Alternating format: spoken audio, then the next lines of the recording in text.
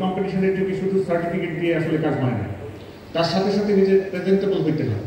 Presentable হতে হলে কো-কারিকুলার অ্যাক্টিভিটিসগুলোর প্রয়োজন আছে, এবং কো-কারিকুলার অ্যাক্টিভিটিজে আমাদের যে দুটো প্রতিষ্ঠান, এই দুটো প্রতিষ্ঠান অনেক ভালো করছে।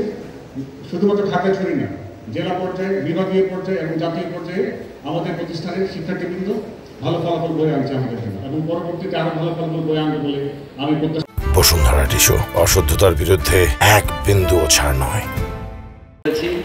এই স্কুল দুইটার উন্নতিতে আমি সবসময়ই চিন্তা করেছি কি করা যায়। ক্লাস 10-এ উঠবে এবং ক্লাস 12-এ উঠবে, সবাই পরীক্ষা দিবে। প্রথম কেউ টেস্টে বাদ যাবে না, এটা হচ্ছে প্রথম ইনস্ট্রাকশন।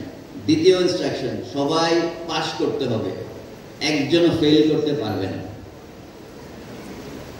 এবং তৃতীয় ইনস্ট্রাকশন হচ্ছে গিয়ে সবার শেষ, যে আমরা A+ যত বেশি পেতে পারি।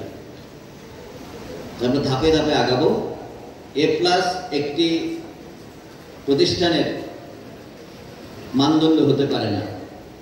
মানদণ্ড হবে তখনই যখন একটি প্রতিষ্ঠানে সবাই পাস করবে, তখন সেটা মানদণ্ড। আমি সেভাবে কাজ করে যাচ্ছি, এবং আমরা অলরেডি এই প্রি টেস্ট এবং টেস্ট থেকে দুর্বল বা যারা একটু পিছিয়ে আছে তাদেরকে আইডেন্টিফাই করে তাদের সাথে বসে আলাদা করে টিচারদেরকে সাবজেক্ট ভিত্তিক টিচার দিয়ে তাদেরকে কিভাবে উন্নতি করা যায় সেই চেষ্টা অলরেডি শুরু হয়ে গেছে।